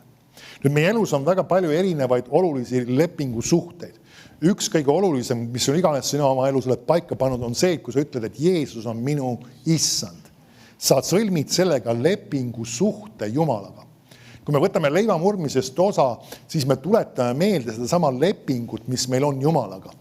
See, et Jeesus on surnud meie eest, tema veri valati, meile on patud andeks antud ja see on see sama karikas, kus on siis viinamarja mahl või ütleme tops, kuidas iganes meil ta siis on, või siis see leib, mis on Jeesuse ihu, mis murti meie eest, mille tõttu kuulub meile ka tervenemine ja me oleme osa sellest ühest tervikikust, Kristuse ihust. Ja need kaks räägivad, millest neil on need samad lepingu elemendid või need sümbolid, mis räägivad sellest lepingust, mis meil on Jumalaga. Et sa oled lepingu suhtesse astunud Jumalaga. Nüüd, lisaks sellele, et sa oled Jumalaga astunud lepingu suhtesse, sa astud ka kogudusega lepingu suhtesse. Tänasel päeval, ütleme, meil on ka, ütleme, kui sa oled täiskasvanud, siis mingites situatsioonides sul on erinevad lepinguid, mis sa sõlmid. Kui inimesed näiteks abielluvad, siis nad sõlmivad ka riigi ees ühe väga seadusliku lepingu. Ja sellel on teatud erinevad asjad, mis sellega kaasas käib. Ja samas see tähendab ka seda, et need kaks inimest pühenduvad üksteisele ja see ei ole lihtsalt üks paber. See ei ole midagi sellist, okei, oli see paber, nüüd enam ei ole, tunnete emotsiooni, armastust ei ole, nüüd lihtsalt lõpetame selle asja ära. See ei tohiks meie suhtumine olla. Me teame, et see on leping ja me oleme pühendunud üksteisele. Samamoodi ka koguduse kontekstis ka me pühendume, me oleme lepingusse astunud. Amen. Nüüd vaatame korra näidet Vanast testamendis. Ja ma lihtsalt tahan neid printsiipe välja tuua, seda mõttelaadi. See on 1. Saamueli 18. peatükk ja 1. salm. Nüüd siin on juttu Taavetist ja Joonatanist. Nüüd Joonatan on Sauli poeg. Saul oli siis kuningas tol ajal ja Taavet sai hiljem kuningaks, aga tolle hetkel ta, nagu öeldakse, see kutse oli näha, et see oli tema elus juba. Ja tegelikult me näeme siin juba ka, prohvet oli tegelikult juba seda välja kuulutanud, et ta saab selleks kuningaks olema. Aga nüüd ta ütleb 18.1 niimoodi. Ja kui Taavet oli kõneluse Sauliga lõpetanud, siis oli Joonatani hing nagu ühte köidetud Taaveti hingega. Ja Joonatan armastas teda nagu oma hinge. Nüüd ma igaks juhuks teen ühe pausi siia. Nüüd vahetevahel inimesed üritavad võtta selle kirjakoha ja sellest väänata igasugused veidrusi välja. Nüüd tänasel päeva ühiskonnad on väga sassi läinud ja sellepärast nad ei oska aru saada, et võib olla üks puhas, nagu öeldakse, jumaliku armastusega suhe, mis on ka kahe mehe vahel. Kui ma seda juba ütlen, siis see juba kõlab mõne inimese jaoks veidrana. Ma ei räägi mitte mingisugusest homoseksualismist või midagi taolisest, sest see ei ole armastusega seotud asi üldse. See on himu ja kõige muuga seotud. Aga nüüd see on jutt lihtsalt sellest, ka Piibel ütleb seda, et me peaksime armastama vendi. Kas Piibel ütleb meile seda? Mitmes kohas räägitakse. Ja et me peaksime armastuses käituma ka, või armastuses käituma ka kaaskristlaste suhtes. Ja see ongi sarnane asi tegelikult, millele ka siin ta viitab. Ja me näeme, ta armastas, ma võin ka kasutada, ütleme võib-olla nagu jumaliku armastusega, kuigi et see on vanast lepingust, aga see oli sama üks pühendumine ja üks otsus tunnustada ja austada seda teist meesterahvast. Amen. Nüüd ütleb edasi teine salm. Ja Saul võttis tema sel samal päeval enese juurdega lasknud teda minna tagasi isa kodusse. Siis jutt on Taavetist. Ja Joonatan tegi Taavetiga liidu. Kas sa märkad, nüüd nad sõlmivad ühe nagu lepingu oma vahel. Sest ta armastas teda nagu oma hinge. Ja Joonatan võttis ära oma ülekuue, mis tal seljas oli, ja andis Taavetile. Nõnda samuti oma muud riided koos oma mõõga, ammu ja vööga. Ja Taavet läks välja ning oli edukas kõikjal, kuhu Saul teda läkitas. Saul pani tema sõjameeste üle ja see meeldis kogu rahvale, ka Sauli sulastele. Me näeme, siin oli üks sest, mis nad tegid, see oli nagu, ütleme, mingis mõttes nagu riiete vahetus või mitte ainult riiete vahetus, vaid põhiliselt, ütleme, siin oli ka sõjarelvastus, mis anti nagu teisele ja see oli nagu üks lepingu märk. Sama aru, see on lihtsalt tolleaegses võib-olla osalt kultuuris, meil piibel nagu seda sõna-sõnalt ei õpeta, aga see räägib lihtsalt sellest samast lepingu paika panemisest ja see oli teatud lepingu sümbolid ja need inimesed astusid lepingu suhtesse üksteisega. Nüüd tegemist oli, kui me ütleme, mitte lihtsalt sõprussuhtega, vaid lepingulise suhtega. Aga kui me tuleme koguduse juurde, siis samamoodi, kui sina oled osa kogudusest, siis sa oled ka selle kogudusega ühes lepingulises suhtes.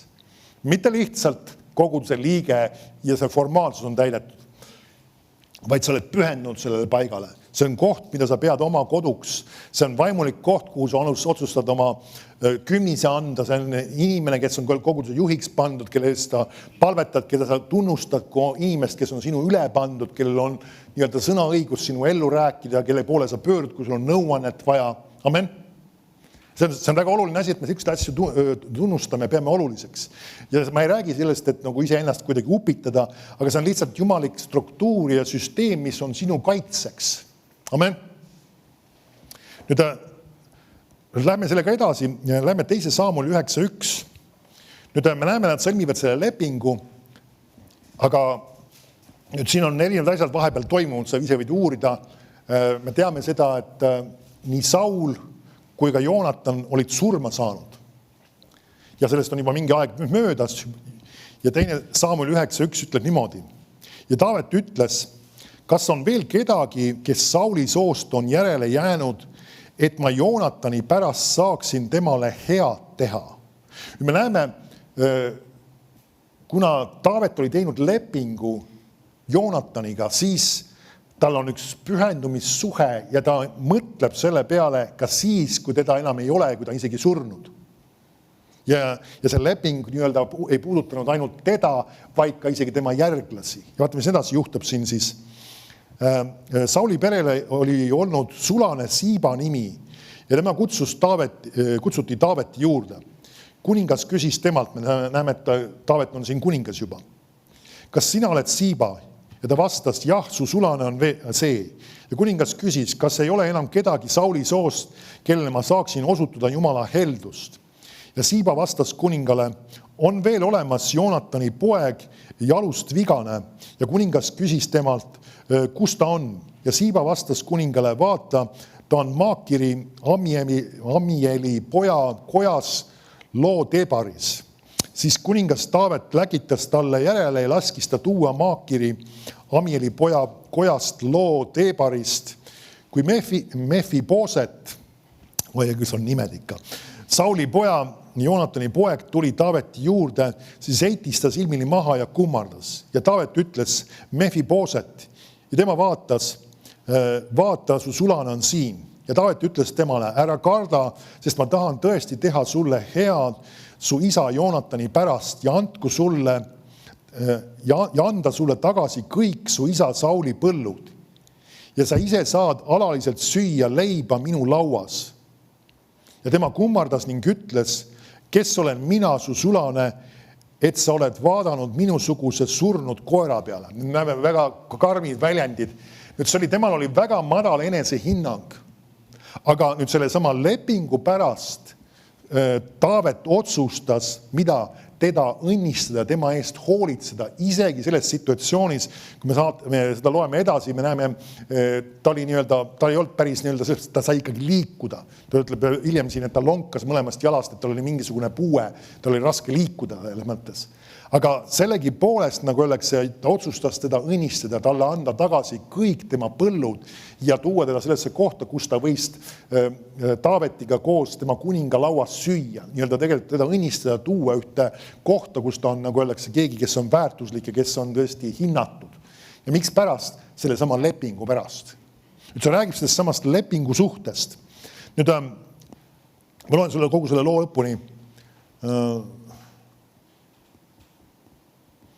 Siis kutsus kuningas Siiba Sauli sulas ja ütles temale 9. salmis, kõik, mis on olnud Sauli ja kogu ta soo päralt, olen ma andnud su isanda pojale. Sina pead temale maad harima ja sina ja su pojad ja su sulased ja pead temale tooma, et su isanda pojal oleks leiba süüa. Ja Mefibooset, su isanda poeg, sööb alaliselt leiba minu lauas. Siibal oli 15 poega ja 20 sulast ja Siiba ütles kuningale, nõnda nagu mu isand kuningas oma sulast käsib, nõnda su sulane teeb. Ja Mefibooset sõi Taaveti lauas nagu üks kuninga poeg. Ja Mefiboosetil oli väike poeg, Miika nimi ja kõik Siiba koja elanikud olid Mefibooseti sulased.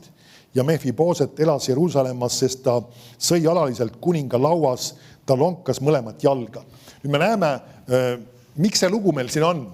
Sellepärast, et me saaksime aru sellest, et see leping, mis me teeme, see ei ole nagu oleks midagi sellist, mis on ajutine.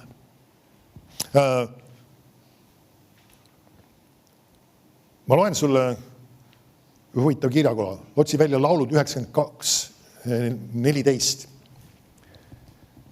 Kui me räägime kogudusest ja kui me räägime ka Jumala poolt loodud suhetest ja asjadest, mis tema on paika pannud, siis Jumalal on üks väga huvitav suhtumine. Ja see võrdpilt on väga, väga hea tegelikult, mis siin sees on. Laud 92:14 ütleb, kes Jehova kotta on istutatud, need lokkavad meie Jumala õuedes. Veel vanas eas nad kannavad vilja, on tüsedad ja haljad, kuulutama, et Jehova on õiglane, tema mu kalju ja temas ei ole ühtki väärust. Nüüd vaatame korra seda lause või seda salmi algust või 14. salmi algust uuesti. Kes Jehova kotta on istutatud. Nüüd, ma ei tea, kas sinul on, oled taimede kasvatusega kokku puutunud mingi komber. Kui sa ostad, meil on terve posu erinevaid igasuguseid puid ja põõsad ja asju, mis meil aias kasvavad. Ja tavaliselt, kui me toome selle kuskilt sealt mingisugusest nii-öelda sellest, mitte poest, vaid ütleme nendest, kus nad neid taimi müüvad siis sealt. Ja toome selle kohaldada alguses selle poti sees. Ja nüüd, kui me tahame, et see taim saaks nii-öelda tugevaks ja muutuks stabiilseks ja kasvaks ilusti suureks, me peame ta sealt poti seest välja panema ja panema ta mulda. Ja see on seesama asi, ütleb, kes Jehova kotta on istutatud. Siin oli kirjutatud, kes Jehova kojas on potililleks. Nüüd, paljud kristlased tahaksid just sellisel kombel tegutseda. Nad nii-öelda ei ole mitte kohaliku kogudusse istutatud, vaid nad on potililled seal. Et nagu öeldakse, mis see tähendab, mis selle potilillega on? Näe, kui meil oleks isu, võtame selle sama lille siit potiga, lükkame auto peale ja viime teise kohta. Ja ei ole mingi küsimus. Aga kui ta oleks, siin ei ole küll võimalik teda istutada, aga kui ta oleks mingil kombel siin istutatud ja meil oleks mingisugune maakrunt või taolist, siis me ei saa teda niimoodi lihtsalt plaksti võtta ja kaasa viia. Kas pole nii? Nüüd see ongi seesama suhtumine, et nagu öeldakse, mõned inimesed liituvad kogudusega nii kauaks, kui kõik on asjad on toredad ja kenad ja ilusad. Või siis ka, ütleme, lepingu suhtes. Näiteks tänasel päeval paljud inimesed isegi ei taha abielulepingut üldse sõlmidagi. Nad elavad lihtsalt koos. Miks pärast? Sest et hea võimalus on, nagu öeldakse, see potilill võtta, kui mingi hetk enam ei sobi ja minema viida. See ongi see põhjus, sest et inimesed ei taha pühenduda ja ei taha ennast istutada teatud asjadesse ja kohtadesse. Amen. Aga Jumal on mõelnud seda, et me istutame ennast. Me istutame ennast Jehova kotta, me istutame ennast kogudusse, me ei mõtle selle peale, et millal ma nüüd hakkan minema, millal see võimalus on. Ja tavaliselt, millal see minema see koht on, siis kui tekib kas mingi pinge või erimeelsus või lahkmeel või see ei meeldinud või too ei sobinud. Nüüd, kas pole huvitav, vaatame see ühe kirjakoha veel juurde, ma olen neid kirjakohti kunagi varem kasutanud, aga need on hea lugeda. Läheme Koguja 10:4. Kuidas sellel potilillega on? Kas sina oled potilill või ei ole potilill? Ma loodan, et sa ei ole potilill. Koguja 10:4 ütleb niimoodi. Kui valitseja viha tõuseb sinu vastu, siis ära jäta maha oma kohta, sest kannatlikkus hoiab ära suuri patte. kui valitseja viha tõuseb sinu vastu, mis siis teha? Kujuta ette, inimene, kes on, ütleme, sinu üle isegi pandud, toome sellest vaimulikku konteksti. Nüüd ma üldiselt olen üritanud enamasti talitseda, ma ei ole väga nii-öelda suurelt kellegi peale väga vihastanud enamasti, vähemalt küll koguduses, ma loodan, väga sageli vist mitte. Aga kui see peaks ka isegi juhtuma, nagu öeldakse, ma mäletan, meil on seesama teema interneti piiblikoolis ka ja mul on üks küsimus ja mis moodi sa peaksid käituma, kui koguduse pastor valab oma viha sinu peale välja? See on väga huvitav küsimus, eks, ja sealt on erinevaid vastuseid tulnud ja kuna see teema jooksis mul seal läbi ühe teemaga seoses, siis kõik alati ei saanud sellele pihta. Mis see iva oli selles, et iva on selles, tuleb, nagu öeldakse, suhted korda seada, tuleb, vahest on vaja ka see, et see vaete vahel, kui see on, nagu öeldakse, midagi sulle öeldakse teravalt või otsekohest, me peame olema ausad ka, sellel võib olla põhjus. Äkki me peaksime midagi muutma. Amen. Ja see on vaete vahel, mida ka täiskanud inimesed vahest ei taha teha, ütleme, kui nende peale kas pahandakse, neid korrigeeritakse, et nagu öeldakse, olla ausad, kuule, kuule, see on väga võimalik, et ma tegin midagi valesti. Ma peaks midagi muutma, ma peaks teistmoodi tegutsema. Amen. Nüüd see ei anna õigustust seda, et me peaksime üksteise peale viha välja valama, ma ei ütle seda, eks ju.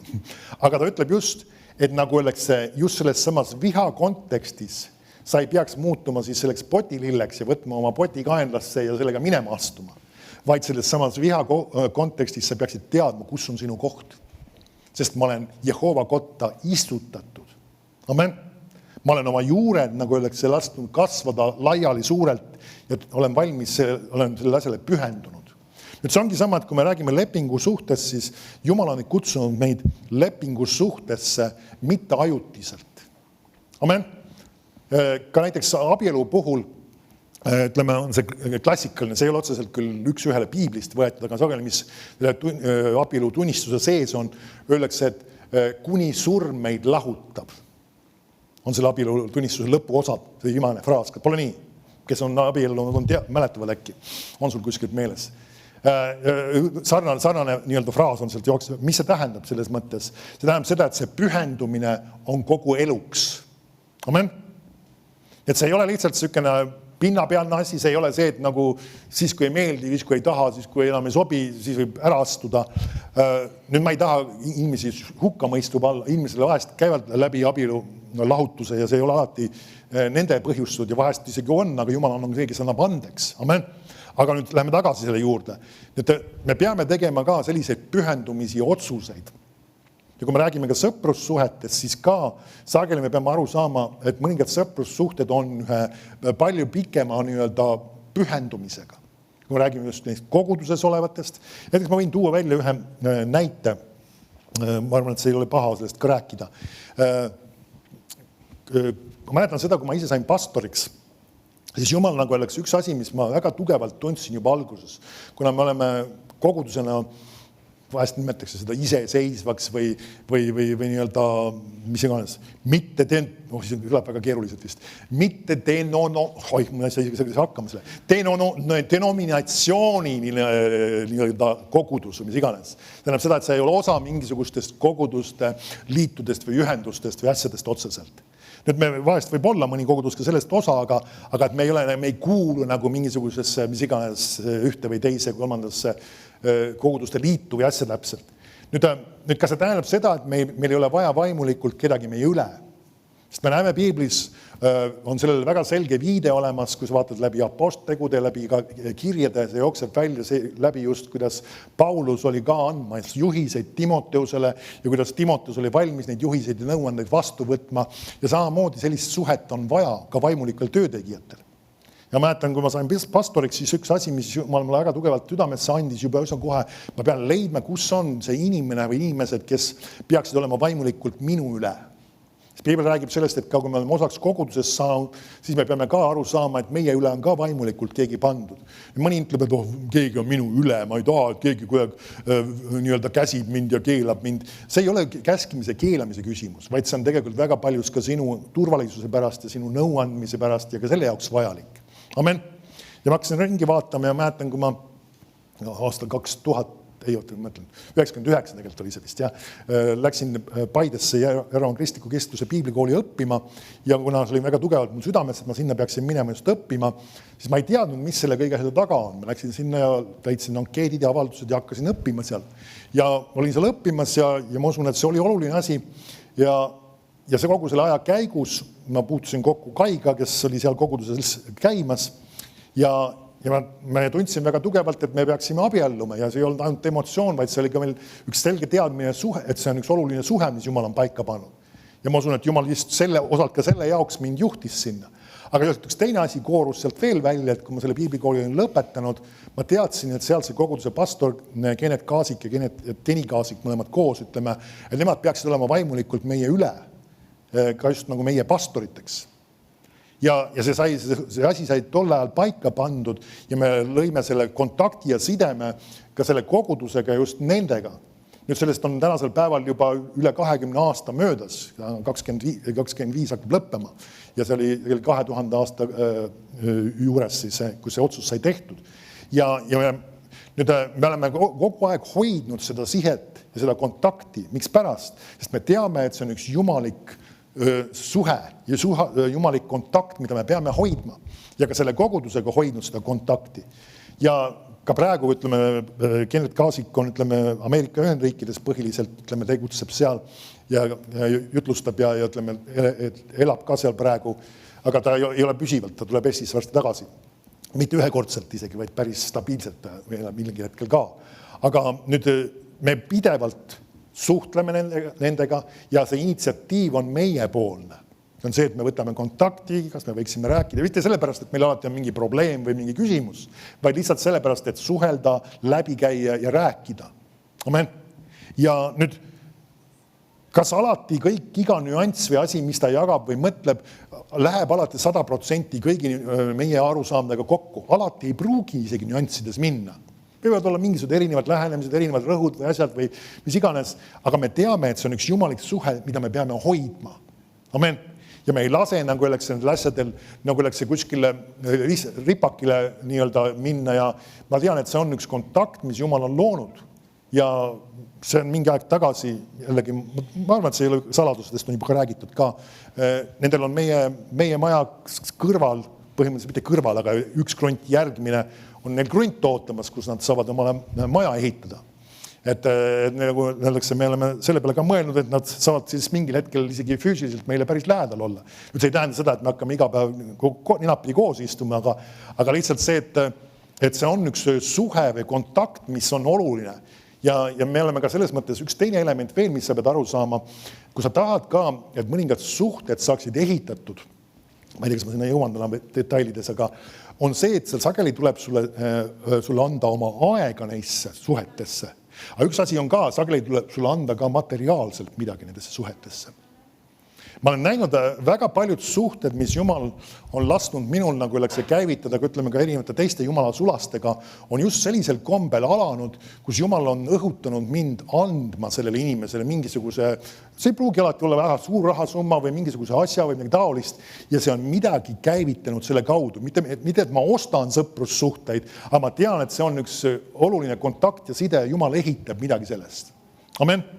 Sest et kas sa oled märganud, kui sa kuhugi kellegi inimesele annad ja sageli ütleme ka oma lähedastele, me teeme kingitusi. Nüüd sellepärast mulle ei meeldi ka jõuluajal seda mingisugust jõulujutukest, selles mõttes jõuluvana jutukest kogu rääkida, vaid parem on see, et sa annad selle ise. Siis mina kingin sulle selle kingi. Mina annan selle. Okei, kui keegi tahab, võib seda jõuluajana teha, ma ütlen, et see keelatus on 100%, aga parem on see, kui sa saad isegi selle ise anda. See on sinu kingitus talle. See on sinu kingitus sellele inimese. Ja mida sa teed? Sa ehitad sellega tegelikult suhteid. Sa annad ja see õhutab midagi üles. See kinnitab ja näitab seda, et ka sa mitte ainult lihtsalt ütle, et sa oled hea sõber, vaid et sulle läheb see inimene ka korda. Amen. See ei ole see, et me peame maksma või ära ostma üksteist sellega. Ma ei räägi sellest, aga see on lihtsalt seesama, et see väljendab meie hoolimist, see väljendab meie armastust mingil kombel. Amen.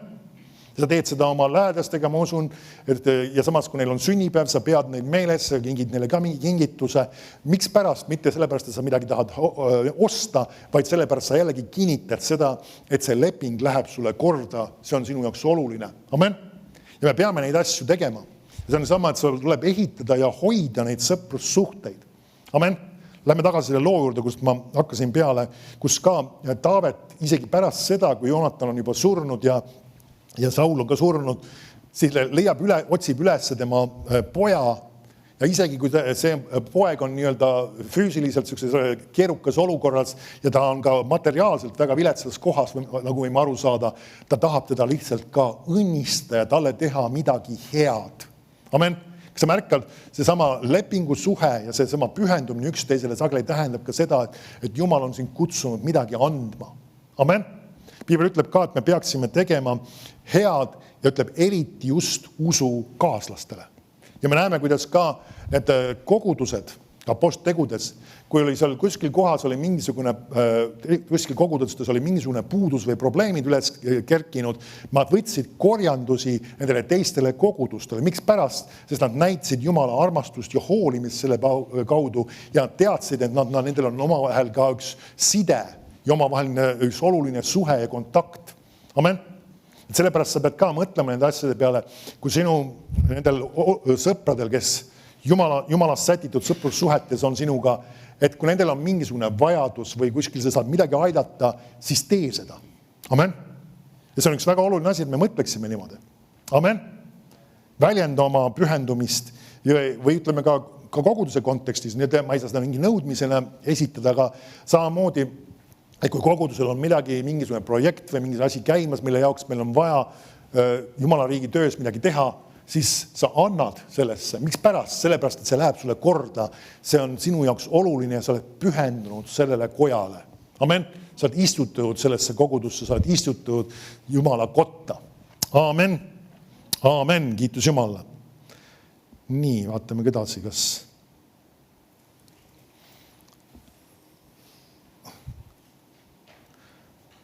Aga ma vist võtan täna selle asja kokku. Ma jätan järgmiseks korraks ka midagi siin alles. Mul on päris mitmeid lugusid ja asju. Nüüd ma lihtsalt tahan veel selle lõpuks uuesti kokku võtta ja minna selle tsitaadi juurde, millest ma alustasin või vana sõna juurde. Nüüd ma arvan, et sa saad aru, et see on tegelikult piiblis sees.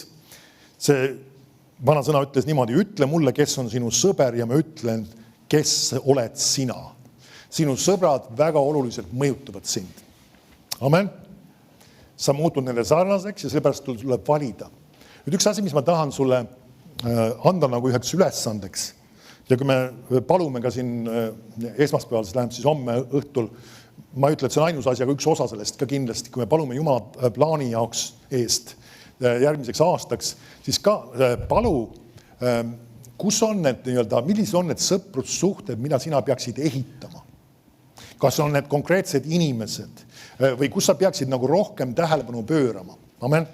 Võib-olla kellega sa peaksid läbi käima, kellega sa peaksid kontakti võib-olla taastama ja võib-olla olema ausad, kellega sa peaksid võib-olla selle suhte või kontakti lõpetama või niimoodi vaikselt, niimoodi viisakalt välja puksima. Ma ei tähenda seda, et sa pead nagu öeldakse midagi talle väga nahaalselt või banaalselt ütlema, aga sa saad aru, et see ei ole kõige parem kontakt ja sa lihtsalt vaikselt õnnistad ja palud selle inimese eest, kui sa tunned seda, aga sa leiad, et see ei saa olla inimene, kes on sinu lähedane sõber ja kes investeerib sinusse oma valesid hoiakuid või suhtumisi. See on ka reaalsus, oleme ausad. Ja paluda just nende asjade eest, et sa teaksid, kus on need õiged sõprussuhted, mida sa peaksid ehitama ja kus on võib-olla ka need asjad, mida sa ei peaks ehitama, mida sa peaksid hoopis enda elust välja tõstma. Amen. Ja paluda ja kindlasti, mis ma võin sulle ilma kirjakohata või ilma erilise ilmutuseta anda, mis on kirjakohaga paikas, sinu kogudus on kindlasti need inimesed, kellega sa peaksid olema sõprussuhetes ja kellega sa peaksid läbi käima ja kellega sa peaksid arendama neid suhteid. Amen. On siis erinevatel viisidel, kuidas sa seda teed. Me oleme seda ka öelnud sageli, ütleme eriti ka, kui meil on osadusaeg, et ära kiirusta koju, võtta aega suhtlemiseks. Meil ei ole keelatud ka, kuna meil on ruumid oma ja meil ei ole kellaaja peale päris lahkumine, et sa võid ka peale tavalist koosolekut ka omavahel rääkida, suhelda, läbi käia. See on vajalik. Amen. Amen. Kiitus Jumalale. Aga palvetame siin veel. Isa, ma tänan sind, et su sõna on meile ehituseks ja sina tahad, et me võiksime tõesti teada, kus on need õiged suhted, mida me peaksime ehitama, kus on need õiged kontaktid ja sidemed, mida me peaksime rajama ja me peaksime üles õhutama. Isa, kus on need õiged inimesed ja võib-olla isegi need sõprussuhted, mis on kuidagi jäänud võib-olla kas ripakile või lohakile. Isa, et me ehitaksime neid üles ja isa, ja teeksime omapoolse pingutuse, et need võiksid olla tõesti meile ehituseks ja samas ka nendele inimestele ehituseks, kellega me läbi käime. Isa, et me võiksime neisse sisestada ja sina võiksid nende kaudu meie südamesse panna õigeid hoiakud, õigeid suhtumisi. Ja isa, anna meile ka tarkust, kus on võib-olla ka need suhted või sidemed, mida me peaksime katkestama, kus me peaksime need asjad välja lükkama oma elus, sest need ei ole need, mis on meile head ja neid ei ehita meid ja need ei ole turvalised. Isa, ma tänan, et sinu vaim on see, kes juhatab meid, annab meile tarkust ja me tunneme selle oma südames ära, kas selle läbi, et meil on rahu või meil on rahutus mingi asja suhtes. Isa, ma tänan sind, et sina juhatad meid ja me teeme õigeid valikuid ja õigeid otsuseid. Isa, ma palun, et iga inimene võiks nende õigete otsuste tõttu jõuda nendesse punktidesse, kus tema peab jõudma. Isa, et me täidame sinu kutse, me saame näha edu, me saame näha vaimulikku kasvu, me oleme õiges kohas ja me oleme istutud sinu kotta. Tänu sulle, isa, selle eest, mis sa teed Jeesuse nimel. Amen. Amen. Kiitus Jumalale. Amen.